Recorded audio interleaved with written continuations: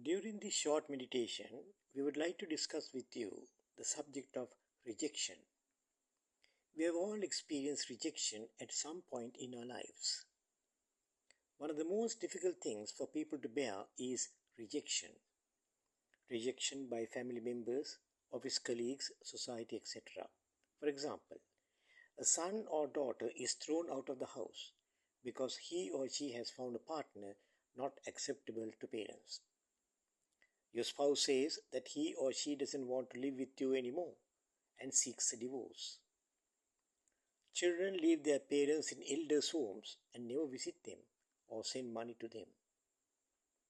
One study revealed that the most difficult part of being a prisoner is isolation and loneliness, and that most prisoners receive very few visits from friends or loved ones during their entire time behind bars. St. Teresa of Calcutta, that is Mother Teresa, was one who worked among the poorest of the poor, and she is one who experienced the suffering of people. Let me quote what Mother Teresa had to say about rejection. Quote, "There's terrible physical suffering in some countries, starvation and so on. But that is easier to deal with than the feeling of rejection that the homeless feel. The hardest part for those people is not the cold. It is the feeling of being unwanted and unloved. That is the most difficult part of all." Unquote. The sad fact is that the number of people who are thus affected by rejection is increasing by the day. We find that Jesus too was rejected. Not only at his birth, but throughout Jesus' earthly life, Jesus was rejected. Even though Jesus was the Messiah, the people refused to believe it. When Jesus began to teach in the synagogue, what did people say? In Mark 6:3 we read, "Isn't this the carpenter?" This they said because he was from a family of meager means.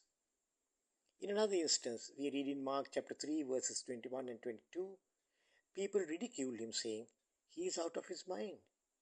And the teachers of the law who came down from Jerusalem said, "By the prince of demons, he is driving out demons." That great evangelist of the 19th century, D.L. Moody, wrote this about Jesus, quote, "His neighbors didn't want him. Those Nazarenes didn't want him. They would have taken him to the brow of a hill and dashed him to the bottom. They would have torn him limb from limb if they could. He went to Capernaum. They didn't want him there. Jerusalem didn't want him."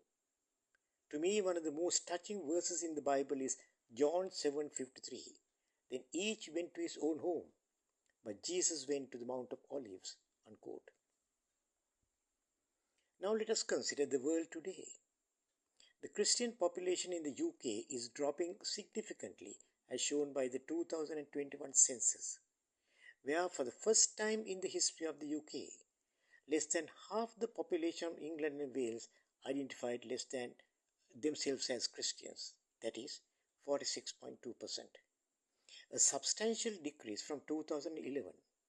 For in 2011, the Christian population was 59.3%, which means within 10 years the percentage has dropped by 13%. Hundreds of churches are being closed down in the UK due to declining congregations, high maintenance costs, and a shortage of volunteers, with over 3,500 shutting in the last decade and potentially 2,000 more facing closure by 2030.